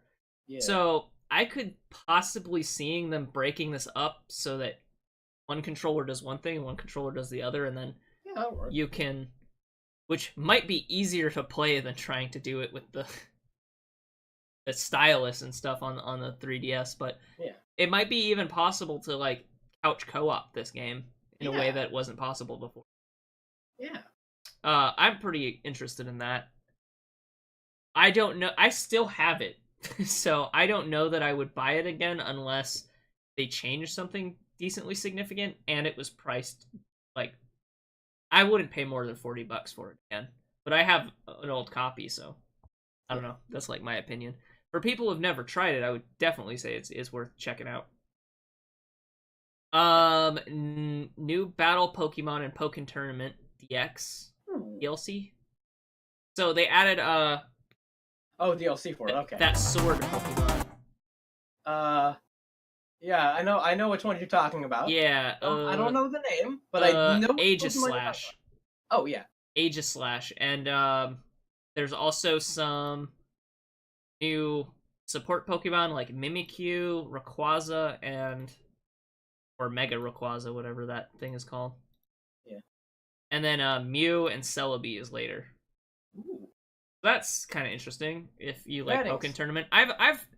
So around the Game of the Year discussions, I was hearing a lot of people talk about Tekken 7, which to a greater extent than just specifically that game, they're talking about the basic philosophy of how to play Tekken, and like it's a game very much not about combos. It's more about like metagaming. I don't know if metagaming is the right word, but like playing against the other player in terms of like strategy rather than a more strategic fighting game rather than like a combo based one. So I've been really like thinking about picking up Pokken Tournament because Pokken because it's Tekken. Yeah. Pokemon. Yeah, it's like the Tekken idea and engine, but with other tweaks to make it more Pokemon-y. Yeah. So I've thought about it. Do you have any thoughts about Pokken before I move on? No. Okay. I don't know. I don't know nothing about Pokken. Kirby Star Allies, which is the new Kirby game. It looks like a 4-player co-op Kirby game. Hell yeah. I'm interested to see if this is just couch co-op or if it's going to have online, because I would play this online, but I don't have real life friends. So I don't know that if it's only couch co-op, I don't know that I would play it. Yeah. I love Kirby. Apparently you can mix and match. Apparently you can combine multiple powers in this one and stuff. Oh, good. This is funny. I feel like I was talking about this not even that long ago, but they're porting over Hyrule Warriors for Nintendo Switch. Ooh. Which this game is kind of cool because they're going to be... So this game was released on the Wii U and the 3DS, and I think separately they got different DLCs for each system. This one is going to have all of the DLC from both. And because I didn't have a Wii U and the Hyrule Warriors did not run well on Switch or on the 3DS, I ended up not picking it up. So having it on Nintendo Switch is just way cooler. So for people who don't know, Hyrule Warriors is a Musou style or Dynasty Warriors style Zelda game where you fight large hordes of enemies. So yeah, that's interesting. Yeah, I almost feel like you talked about it on the podcast like last time you were on the podcast. Also, No, I wasn't... talked to you privately about that. Oh, okay, all right. Uh, and wasn't like Dark Souls going to be ported to the Switch? Dark Souls That Remastered was or yeah, something? that was at the end. I was just gonna go through Yeah. all of it. Oh, okay, all right. Go ahead. Mario Tennis. Yay! It's a new Mario Tennis game with a story mode. I hate that I love Mario Tennis so Which the much. last few Mario Tennis games have not had story modes, so this one might actually Huh? be a good one. Huh? I already played Mario the fuck out of Mario Tennis on the GameCube. Ys 8, which is on a few other systems, but it's coming to the Switch now. Good. Hollow Knight's on the Switch, boys. You can buy it there. Is it? I thought it was not out yet. I could have swore it was out yet. It might not be. I don't know. I don't know if it's out yet, but Mm. I don't know for sure. I've been thinking about picking it up, but I was under the impression it was not out yet. Yeah. Anyway, We'll give it a check. I don't know. It could very well not be out yet. I have Hollow Knight on the PC. they added Luigi and Balloon. Good. They added a balloon mode to Mario Odyssey, where one person hide, like there's two modes to it. One person can hide balloons, and then like other people can try to find them, or you can try to find the balloon. So the reason why this makes a lot of sense in terms of Mario Odyssey is that, like, you have a time limit. You have like maybe 30 seconds to go hide balloons, but the reason why this makes so much sense in Mario Odyssey is because it is so much, like, that game is so much about like the learning and mastering the movement controls in that game. Kind of like how in Mario 64 you could do really wacky stuff, but just by having really strong grasp of how the controls work. Mario Odyssey is the same way. This is kind of building in its own speedrunning thing, its own speedrunning challenges. Rather than trying to do a specific thing in the game, or like try to finish it in a specific way, you can now do this speedrunning, or this balloon mode, and then they have leaderboards and stuff, I believe. So that seems kind of cool. There is a new SNK Heroes tag team SNK Heroines tag team frenzy, which is a bunch of the female characters from SNK, I guess. Another fighting game. Super into fighting games, so there's that. Yeah, me neither. Mario Rabbids Kingdom Battles getting Donkey Kong. Yay! And some other DLC, some other content. So that's kind of cool. They're finally porting over Payday 2, so that's finally coming over. Wow. This was announced when they launched the Switch, but it's actually coming over now. So that's weird. I think that was as weird now as it was when they announced it originally. Yeah. I mean, I had Payday 2 on the Switch. I don't know. You know, it's whatever. You can do that. I ain't gonna stop you. So they're porting over two indie games. One is called Faye, and one is called Celeste. I heard Faye was really good and really interesting, but I don't know much about the art, so I'll have to come back to that later. Maybe we'll talk about that down the line. I don't know. They're bringing over Donkey Kong Tropical Freeze and adding Cranky Kong, who is basically easy mode. Oh, good. No, because Tropical Freeze was a problem for a lot of people because it was incredibly difficult. Like, to the extent that, like, a bunch of people who I follow and stuff who are good at video games had problems could not beat it, or basically rage quit the game because they couldn't get past certain parts. And that game has a co-op mode, so if you wanted to play that game with someone who is like a kid, someone who's not very good at games, that the cranky mode makes a lot of sense for like actual children, so that they can kind of play with you without just dying. Alright. It does things like if you fall into spikes, you get on a surfboard, surf over the spikes and stuff like that. Funky mode. Oh, funky mode. Did I say Cranky Kong? I don't know. Yeah, Funky Kong, I guess. I guess I meant Funky Kong. Yeah. I saw a picture of Cranky Kong. Yeah, and then you say, okay, yeah, fair enough. Cranky mode, now it's harder. Yeah, and like, kind of the big news, which surprised me, but didn't surprise me, but surprised basically everyone else. Dark Souls Remastered is heading to Switch. Now the reason Now why with this the didn't funky mode. now with funky mode, the reason why Dark Souls didn't surprise me at all was because I remember when they first showed that like big screen of developer logos and said, "Look at all of our third-party support." One of them was From Software FromSoft. was on it.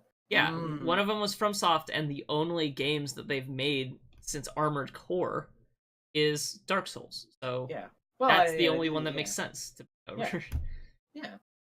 Yeah. I would like another Armored Core though, but yeah, but you know. So lots of cool news in that. There was a lot of like speculation about what this mini direct would be because Nintendo posted weird things like a picture of a chibi robo on fire, and just other companies started replying with various characters who were on fire. Yeah. I think what happened kind of was they wanted to do this direct, but someone leaked that it was happening, and there was a bunch of like Amazon listings for this game. So I think that rather than Nintendo telling anyone anything, they just was like, whatever, direct. Fuck. So yeah. So some people were disappointed by this, some people weren't. I am actually pretty interested in it because there's a lot of ports here that I'm interested in. Yeah. I've been interested in the Kirby game. I'm really interested in the Hyrule Warrior games, or game, I guess. Yeah. And I'm really interested in other one. The World Ends With You. Looking at it, I don't remember what other thing I was excited about. I don't know.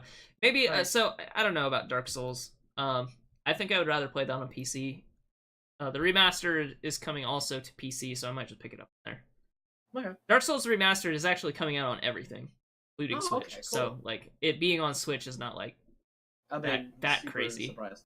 Yeah. But yeah, I am super happy that Nintendo is getting a bunch of third-party games in it again. I'm glad that they're willing to go a little bit further and take. Yeah.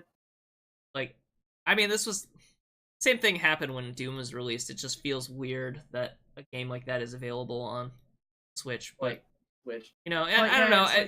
It always made sense to me. Yeah, Nintendo needed it. They needed it. They needed all these third-party games. I mean, they've been fucking it up with their own games though. The Switch exclusives have been great, but a little bit of this stuff. Needed a little bit of that. Yeah. Okay. Other gaming news? Was that it? Is there any? Yeah. Oh. There's a little bit more.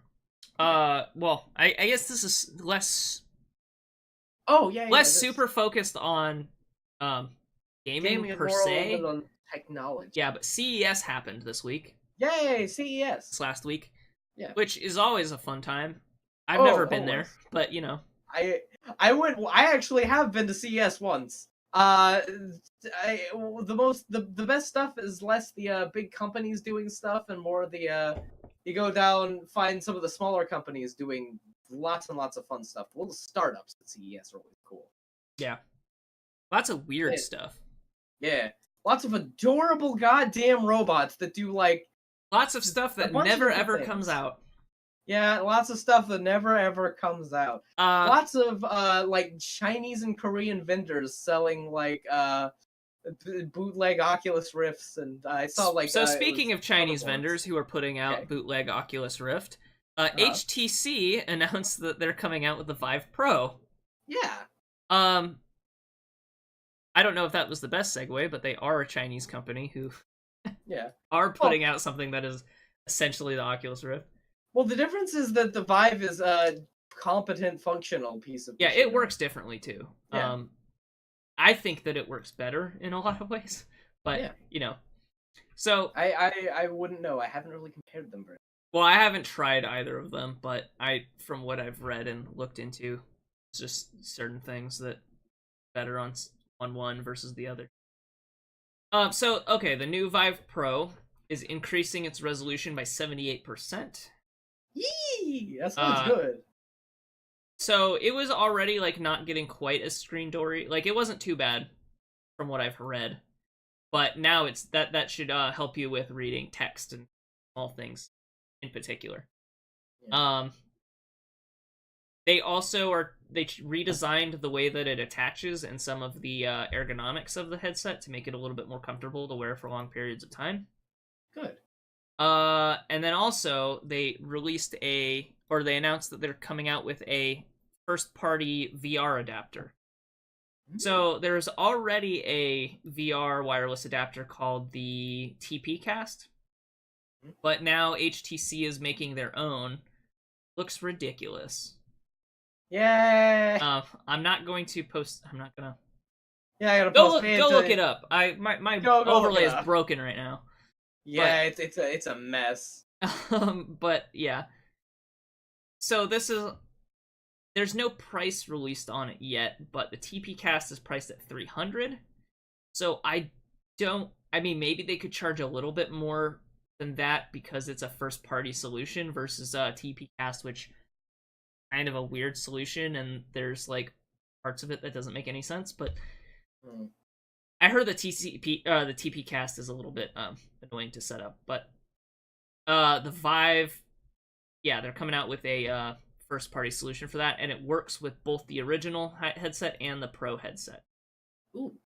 Oh, another feature of the Pro headset that I forgot to mention is so the original Vive doesn't have built-in headphones, but they have I saw this. a headphone jack. The Vive Pro actually does have built-in headphones into it, so it's a little bit more convenient in that sense. And they added a second optical camera to the front for some reason. I think it's just to make it look like it has eyes, but I don't know. Maybe. I don't know. It reminds me of that picture that you did of your Oculus DK1. Yeah, where I put like eyes. I glued anime eyes to it. It was ridiculous. And now you can look ridiculous too with the HT Vive. I find it kind of funny though that you got an Oculus DK1, but you have not yet tried any of the other consumer VR. Nope. I played the Oculus VR 1 and was like, it's trash. I didn't do that at all, but I was like, it's trash. I don't give a shit about VR. I haven't tried any VR stuff. That's it. I don't have any VR stuff. I think that you should get VR stuff. Oh, I don't think your computer can handle it actually. Yeah. I don't know. That is a big barrier for a lot of people. My computer can handle it, but I just haven't saved up money for it. It's definitely on my list of things I want to do. Yeah. But in other CES news, Nvidia came out with a ridiculous TV. Yay! Hold on, let me look up the specs on this. I feel like ridiculous is the best thing that you could possibly describe something that comes out of CES, because if it could be described as ridiculous, it's some of the good shit. Okay, but I don't know that this is necessarily something that anyone wants, per se. Oh, okay. Yeah. So right. Nvidia created what they call the BFGD monitor, which is a 65-inch 4K HDR 144 Hz TV monitor with G-Sync. So you can plug your computer into the 65-inch television that has HDR and 144 Hz and I think 2 milliseconds of latency, which is about on level with other recently high-end 144 Hz monitors. Yeah. What do you think about this, Dalsson? Or what do you think about this, though? What I think about this is I have this scenario playing out in my head. Oh, dude, I love playing my Xbox on my fucking 4K flat screen. Oh, yeah, you like playing your... Oh, I'm sorry, it has 120 hertz refresh rate, not 144. You like playing your Xbox on your 120... Let me show you some real fucking shit from the PC Gaming Master Race. Busts out his fucking 64-inch NVIDIA TV. Yeah, no plugs shit, right? in his goddamn tower into it. Plays Hollow Knight. So, if you want to use it as a normal TV as well... You can. This is a super cool thing. So it has a built-in NVIDIA Shield, which is essentially like a Roku box. Yeah. But the cool thing is, it has a variable refresh rate like detector. So if you are playing or if you're watching like a movie, it will scale down its frame rate to 24 frames per second. Like it Oh, will match actual like this the refresh rate of as it was filmed in. that's cool. So That is cool. So yeah, if you're watching like a YouTube video, it'll scale to 30 frames per second, or if you switch to a like 60 frames per second, it'll scale to 60. If you're playing a video game, it'll play whatever resolution video game. But yeah, if you're watching movies and stuff, it'll scale down to 24 frames per second, which yeah, a lot of that's, monitors have trouble with, or not monitors, yeah, but a lot of TVs have trouble with. yeah. So And that is super cool. yeah, I agree. That's a pretty neat thing. Good job, Nvidia. You did something interesting Made with a your weird television TV. that's silly. Your weird, silly TV. Also, it is OLED, in case you're wondering. Okay. Oh, LED. Yeah. Um, OLED, yeah. Yeah. And then it does not have a built-in TV tuner though, Oh. because it is a monitor. Yeah. But you could get around for all that. intents You just and plug a purposes, cable box into it. Yay! If you can afford a 65-inch television, you can afford a cable box. You can afford this fucking bullshit. This this has got to be a crazy expensive monitor because 65-inch 4K HDR with G-Sync, that sounds like a big number. I don't understand. This is one of those things like that I just sit back and say like, yeah, you could buy this. This is something. Go. It's called a big format gaming display. Is what that acronym is. Okay, yeah. I mean, that's right. That's what it is. That's absolutely what it is. That's unarguably a big format gaming display. It sure is. But I mean, that was fun. Yeah. So that's a thing. Yeah, that sure exists. Is. Now you can go and buy that at some point. Who knows? Who knows if that'll ever actually come out? Yeah. So why don't we move into movie news? Not very much. Probably the biggest thing is that I talked about a couple podcasts ago. I talked about how they were killing the Universal Monster, the Dark Universe, the Universal Monster Cinematic Universe.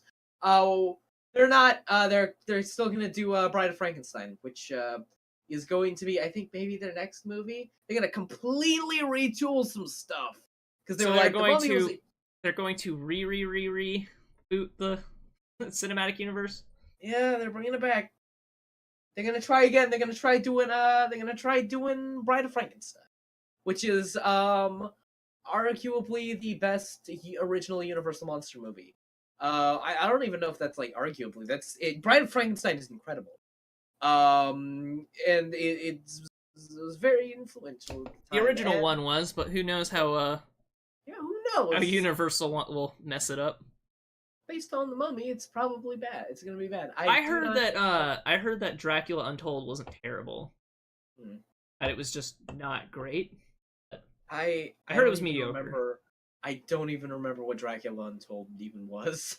It was Dracula in the past, like in. It was basically like a retelling of Vlad the Impaler, like his actual story, but it turns out he's Dracula. Oh. Huh. So yeah, because Vlad the Impaler is who Dracula is based on. Yeah. So this was a movie about how Vlad the Impaler was a vampire, was Dracula, and then so it was kind of like a weird alternate history of that period of time. I don't know. Yeah. Weird. I heard it was okay from someone who likes monster movies, but I don't know. Yeah. I don't know. I never saw it, so the new maybe I'll watch movie it just came for out, fun. and it was a huge failure, as I'm sure everyone knows. Who, I mean, even if you didn't see the movie, you probably didn't. That's why it was a huge failure. Dracula Untold or the new Mummy with Tom Cruise. Right. I think both of them were failures. I think the reason why they didn't I mean, it wasn't a critical success or a commercial success, so I think that's why they were like, okay, so that's not part of the Universal Dark Universe. Then the Mummy Yeah, comes out, okay, that's not a part of the Universal Dark, you know. yeah, So I don't know. yeah. And they're like, oh, we're gonna try again with with this movie. And I don't know. I feel like Universal has a fundamental misunderstanding of like what they should be doing with these movies. Because I feel like the Mummy was a good thing where it's like you can do two things with the Mummy. You can do what they did in like the 40s, which no one would go and see because everyone would be horribly bored. Or you could do what they did in the 90s and just make it a super fun action adventure movie. And they tried to middle it down to make it like a legitimate horror movie, but with action stuff that happens. And it's like, I mean, yeah, no, stop, you bad. But yeah, that's about that's yeah. They're bringing that back. I'm not happy about it. I I love don't. the original I mean, Universal I monsters. don't care whether or not they do it. I just want them to make good movies. Yeah, If they can do it and make good movies, then I'm happy. If they don't do it well, then yeah, yeah, I'm not happy. Like yeah, I could care less whether or not it's cinematic universe. If you do a cinematic universe right, then I'm happy with it. The only yeah. problem is when you try to cut corners and rush to make the cinematic universe, that's where it To gets make it shitty. like specifically a cinematic universe. Yeah, Yeah, just make good movies and then cross over them. Like that's not you yeah, Universal of all people should know that's how you do it. yeah. Because they did it And that's first. well, yeah, yeah. They were straight up the thing that they are trying to revive was the first by all technicalities cinematic universe, and got they're the ones that did it. They put Dracula versus Frankenstein, shit like that, all that And stuff. also Wolfman was in it. Yeah, well, and Wolfman was there too. Abbott and Costello met fucking Frankenstein in the movie, and then the fucking Invisible Man kidnapped them. Yeah. So yeah, that's about it for that. The next piece of news, which is like again, this is the only stuff. Guardians of the Galaxy 3 got a release date for 2020. Okay, yay, yay. New Is there Guardians anything of the else you Galaxy, wanted to talk about in terms of the Oscars? or Golden Globes. Right, Golden Globes. I'm Golden sorry. Globes. I think I talked about a lot of them. I'm really happy. I feel like I talked about this a little bit last time. I'm happy that Sam Rockwell won Best Supporting Actor. I really loved him in Three Billboards. I thought he was great, and I love Sam Rockwell just as an actor. I especially love the fact that he is a man that looks and acts exactly like you would assume someone named Sam Rockwell would look and act. So he is the most Sam Rockwell human being that has ever been named Sam Rockwell, and Fair enough. he's Fair great enough. in all the movies he's ever been in that I've ever seen him in. And I'm happy that he is being recognized. I'm super happy that Guillermo del Toro was recognized. Needless to say, So, Gary Oldman won Best Actor for Darkest this. Hour. Yeah, and that's That movie great that too. I talked about earlier. He might. This is a good. It's a good signs for the Oscars. Also, Lady Bird swept. Yeah, I'm Lady not Bird, surprised based 3 on how it was billboards. reviewed. Yeah, and that's the I thing. should finally sit down and watch that. I don't know. I also want to watch Lady Bird. I still haven't.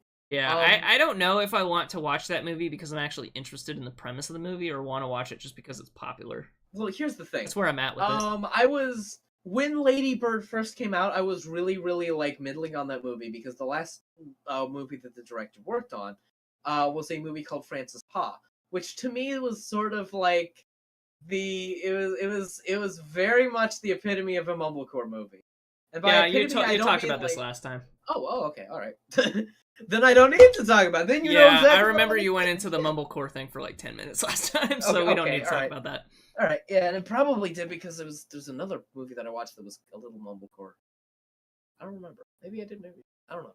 No, But I yeah. think it was because you were talking about the Oscars, and I think you probably did. Or the that Golden specific- Globes. Yeah, Golden. I don't know why I keep. Oscar soon, friends. Oscar don't light. worry. It's yeah, come Oscar on. light. Yeah, so The pre-Oscars, the preliminary awards. I'm surprised how few awards the Golden Globes gives.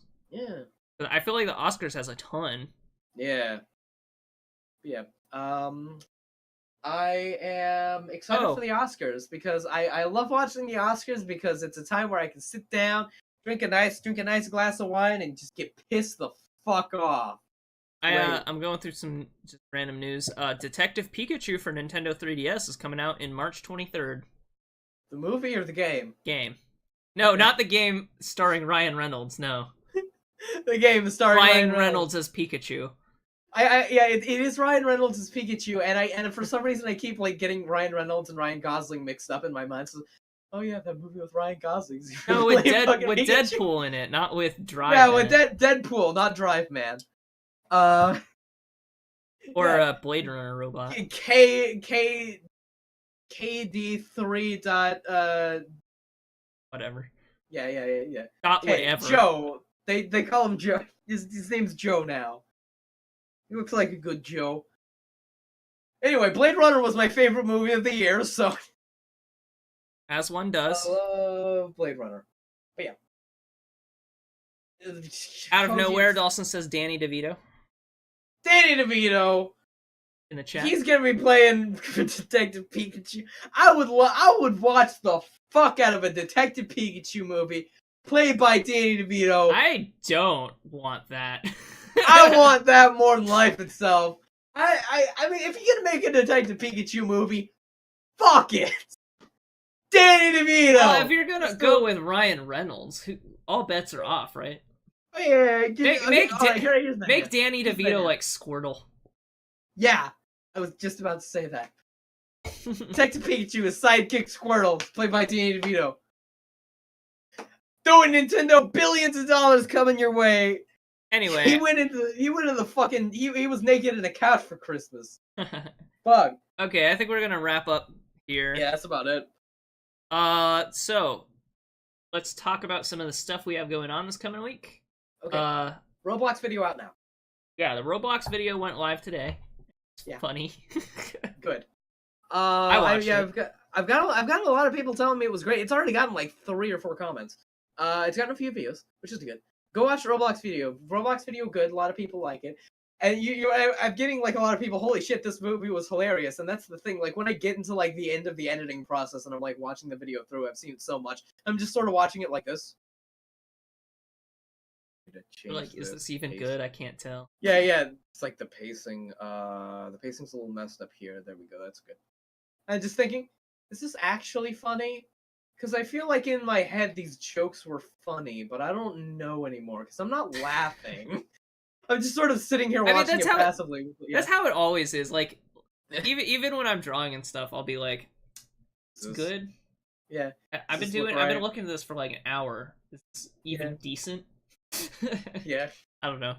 The artist curse. And sometimes everyone says people are just like, "Yeah, this is great." I'm like, oh, good. I'm glad that someone could tell me whether or not my video was funny, because at the end there, I had no idea. So yeah, okay. So yeah, that's up. So that's up today. We have another Divinity Original Sin video up tomorrow. Yeah, and it's gonna be. We only got a couple more episodes of that there. Night in the Woods. We only got like a couple more weeks. Right. That's almost done. Yeah, it's like we got like 4 more. And this Friday, what I'm probably going to do is I'm going to be putting out another Roblox video just because of the fact that all the stuff that I left on the cutting room floor could fill another video. Why don't you just do that next Monday? Oh, yeah, no, that's what it... Did I say Friday? You said Friday. Yeah, okay, that's what okay, so next Monday we'll probably have another Roblox video up too. Yeah. And then after that, Streets of Rogue video. Is that the plan? That's the plan. Okay. So with that, I think we're going to head out for the week. Oh, Dalsson's streaming. If you're watching this, all the times are down below. Yeah. I don't actually know what streaming time... Oh, wait, actually, his computer's messed up. Maybe that's not true. Yeah, his computer's messed up. So, all that stuff down below, maybe he might be doing it. We'll have to wait and see. Yeah. Man, that sucks. Anyway. Yeah, that really sucks. So, we'll check you out next time. See you later. Bye. And stay beautiful. Yes. He's not here to say that. He's computer. Stay beautiful.